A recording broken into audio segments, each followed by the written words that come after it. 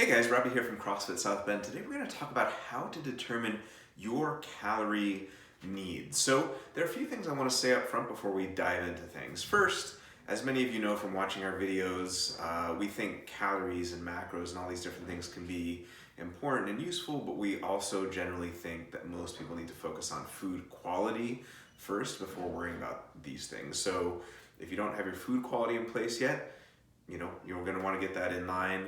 And then you can start worrying about calories. The second thing is that what I'm going to tell you today isn't meant to be the end-all and be-all of calorie counting. It's meant to give you a few different ways to think about caloric needs that all kind of generally point in the same sort of direction and give you an idea of where to go. And depending on what you're trying to do, one may be more useful than another, and it also is going to depend on the resources you have available to you. So let's start off with the most dead simple, easiest way to determine calorie needs. So really simple way that's not super precise, but most people can just easily do at home is the following. So if you want to maintain your current weight, then you're going to multiply your body weight by 17 calories per pound of body weight. So take a theoretical 100-pound person, which would obviously be very light for both sexes, but take a 100-pound person. That person would need to eat 1,700 calories a day to maintain their weight. If that person wanted to lose weight, I don't know why they would at 100 pounds, but let's just use 100 pounds to make the math easy. They would multiply their weight times 14 calories per pound. So we'd be talking 1,400 calories a day. And if they wanted to gain weight, then they would multiply their current weight by 20 calories per pound. So a total of 2,000 calories a day. Now, what's nice about this approach is it's just super simple, back of the envelope, really easy to calculate. What's not so great about it is it's not terribly precise. How much lean body mass does the person have? The more muscle they have and more lean body mass they have, the more calories they're going to burn. Is this 100-pound person very fat dominant or very muscle dominant? So it's not terribly precise, but most people who just want to get a basic sense, they can use that as a rough guideline. Now, what if you wanted to go deeper down the rabbit hole to determine calorie needs? Well, to do that, you could either look up your basal metabolic rate online, which is based on things like height and weight and things like that. It's the amount of calories you burn not doing anything whatsoever, being asleep, just your heart beating, breathing, brain functioning, things like that. So you can calculate it online with these online calculators that based on height and weight and other things. But if you're a member of the gym, or if you're not a member of the gym but you'd like to find out super accurately, you can come get an InBody scan here, and we can tell you super precisely based on your lean body mass what your BMR is. So let's just say, theoretically speaking, that someone's basal metabolic rate a day is 1,500 calories. So 1,500 calories is the absolute bare minimum they need to maintain their energy relative to their function. Now, this isn't even, again, doing anything. This is just, imagine someone sleeping. If someone were just walking around but not doing too much in the way of activity, you would multiply that 1,500 number times 1.2, and that would capture the energy needs of someone who had a 1,500 calorie basal metabolic rate but was just walking around. So what would you do in the case of someone here who's working out 3 to 4 times a week?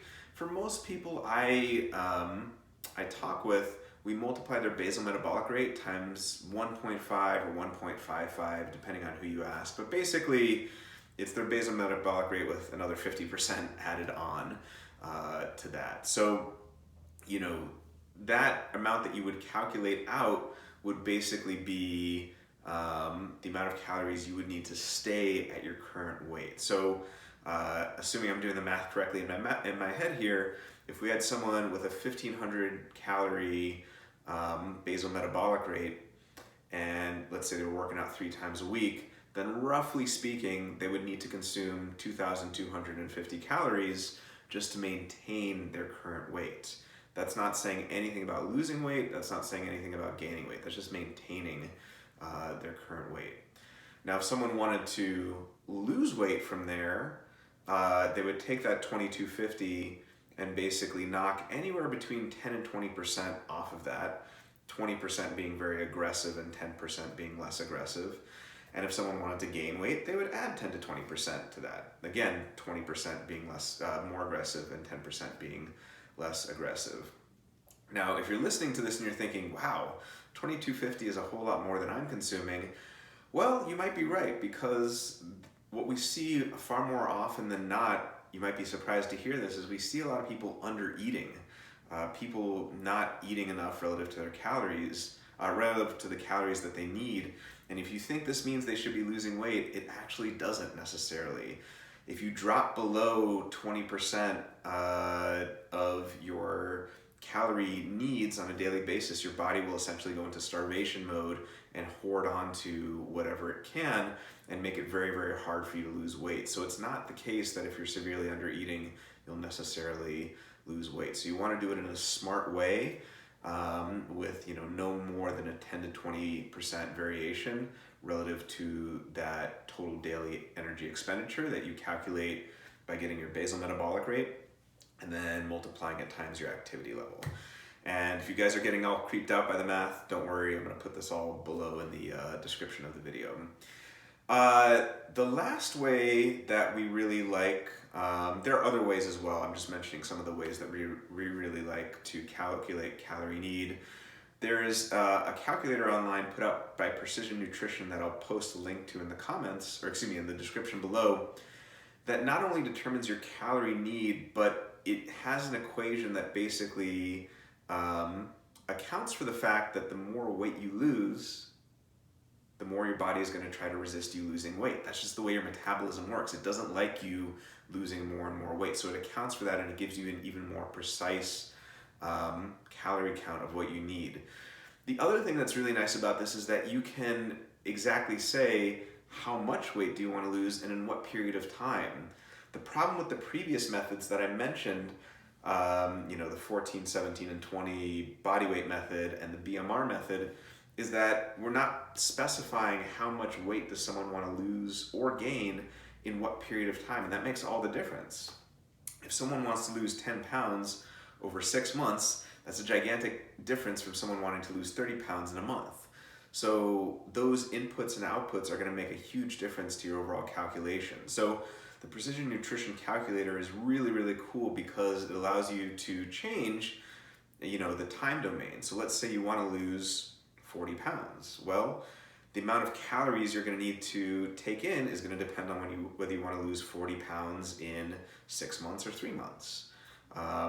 And the other really cool thing about the calculator is that it tells you how many calories you'll need to maintain to lose that weight, but then once you get there, how many calories you're going to need to maintain that weight. And those two are very different. You're going to need to drop your calories lower to lose that 40 pounds initially, but to maintain it once you've lost it, you can actually up your calories. So it's a very, very important point that people often forget. You don't need to be hypocaloric for the rest of your life. It can be short-term in the service of getting you where you need to be, and then once you're there, you can up your levels a bit. All right, guys, so those are just 3 different methods that we like for determining calorie needs. Again, remember that food quality first and most important above all else. Get that in line first, and then maybe worry about calories and macros. And then the second thing, these methods that I've laid out aren't the be-all and end-all, but they're just places to start to determine how many calories you need. And again, if you've been listening to this and thinking, boy, am I under eating? That might be the case, and that could be why you're not losing weight, surprisingly. We've seen it where people eat more of the right things, and they can actually lose weight. All right, guys, thanks so much for tuning in. We'll see you next time.